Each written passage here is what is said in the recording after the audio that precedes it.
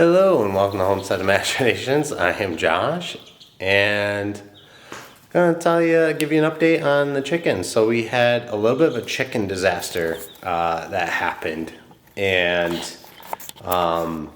definitely my mistake, and it's now been corrected. But I think if you've watched one of my last videos, let's see if I can.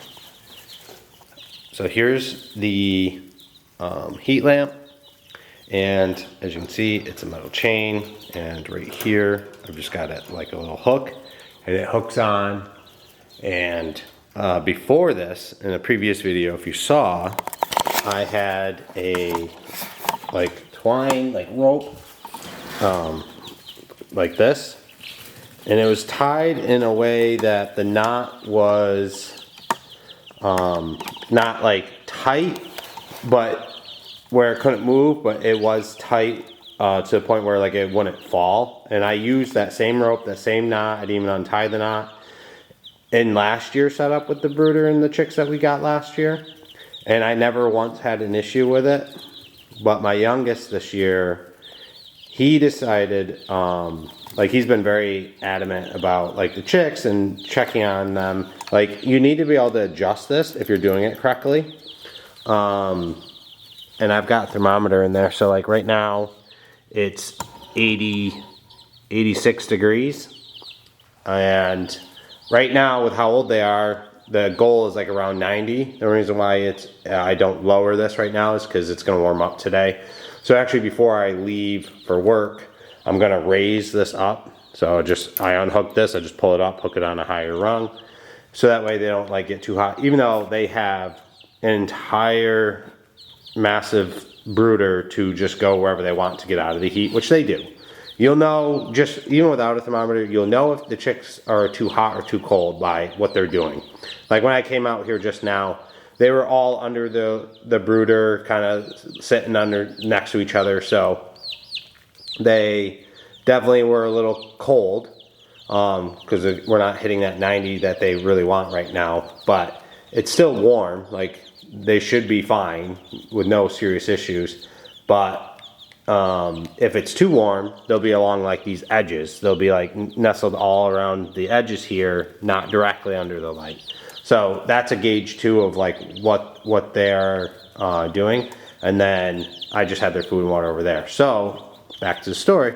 My son came out, saw that it was either too warm or too cold for what we were aiming for, and at that point, this was a week ago. We were aiming for 95 was at the time. We're aiming for 90 now because it's been a week.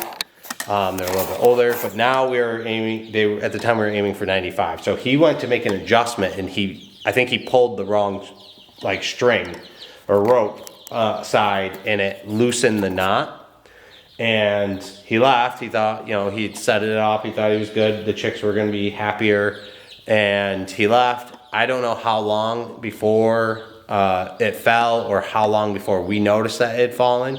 But my wife had called me up into the kitchen, we're in the garage right now. It goes our mudroom, a hallway right into our kitchen. And my wife was in the kitchen, and she called me and was like, I smell burning wood. I immediately knew what it was. I ran into the garage. The whole garage was complete smoke. I mean, deep smoke. I covered my mouth, tried to hold my breath for as long as I could. I came in, the lamp was all the way onto the pine shavings, it had fallen right there. And they were black, pure black. Luckily, no flames. The garage doors were shut, I think, is the only saving grace here. And the reason why this whole thing didn't go up in flames was because the garage doors were shut. There wasn't a draft, there wasn't air circulation, so it didn't catch fire. But I scooped out the charred pine chips, threw them in a cardboard box, had put them outside of the garage in the moment. As we got fans in here, I used my leaf blower. I was trying to blow all the smoke out, because obviously it's not good for us to be breathing it in. It's not going to be good for the chicks to be breathing it in. So we got that cleared out, and then I saw it smoking in the box. So I was like, okay. So I took it and just threw it out in our fire pit. And within maybe 5 minutes or 10 minutes, like we had noticed that it was on fire. So it probably happened pretty quickly that it literally just caught flames and just completely burnt up. Luckily in the fire pit. So we were like this close to like a huge disaster of losing all the chicks and losing the brooder, potentially the garage, like, and then who knows, like, thank God, like, he had messed with this on a Sunday and we were home and we were able to do something about it. Had we not been available outside or at work or at night sleeping, like, this could have been a complete disaster. So I got rid of the rope because I don't want that ever happening again. I should have done a chain to begin with, and I definitely should have changed out the chain even this year, like going into this. Like, I know that if there was a possibility that it could come loose, which it seemed low, but it was a possibility, I should have eliminated any possibility. So that's why it's on me. We never told them, not that it was allowed, we didn't want them adjusting it. We adjust this as needed ourselves, but he was trying to be helpful. So now we told him not to touch this at all. If he notices it's too hot or too low, to just let one of us know and we'll come out and, you know, adjust the height. So there was that disaster. And then when we originally got the chicks, there was one chick that was drastically smaller than the others, at least half the size of the others, especially once they started growing. This chick, I think we got them on a Wednesday, Thursday, Friday, Saturday, Sunday, Monday. 5 days later, it passed. And it was, of course, my youngest's favorite chick. He named it Queen. And it was just a little guy. And even within those 5 days, these birds have put on already serious growth. And that one made no progress. So on top of it already coming way smaller than the rest of them when we first got them, and now was so much smaller.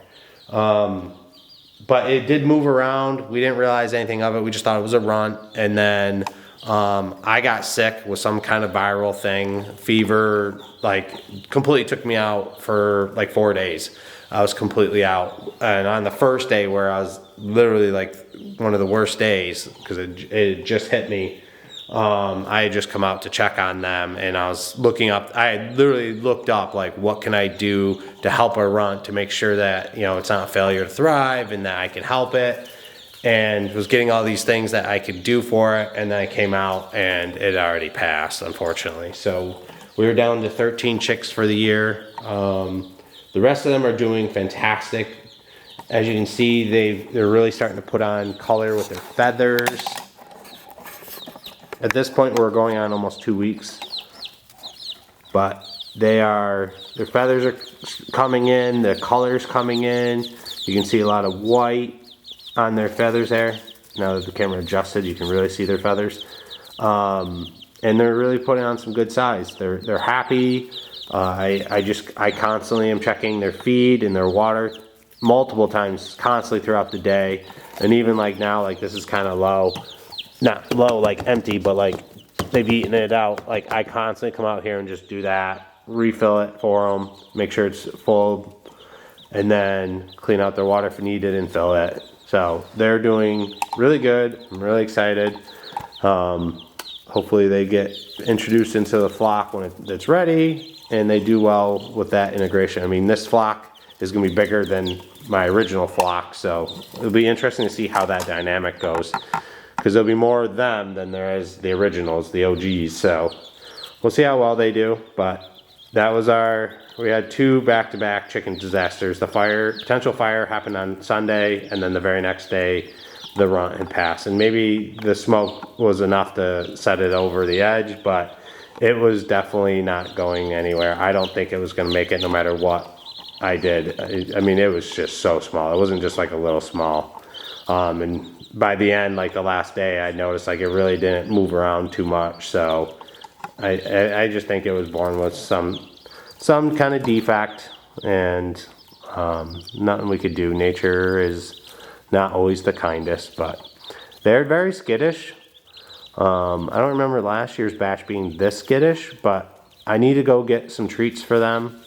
and try and feed them treats, because I know that was a big hit last year. I just fed them like dried up mealworms and they would eat out of my hand, and so they got very used to me. But these ones, like, they freak out and run to the other side no matter where I go. Even though like I'm constantly out here, I talk to them. I don't really hold them or anything. I let them be, but I'm constantly filling their food and their water, but they're still pretty scared. Like, look at them in the corner. They're like trying to get as far into that corner as they possibly can, just pushing each other, trying to get to the corner.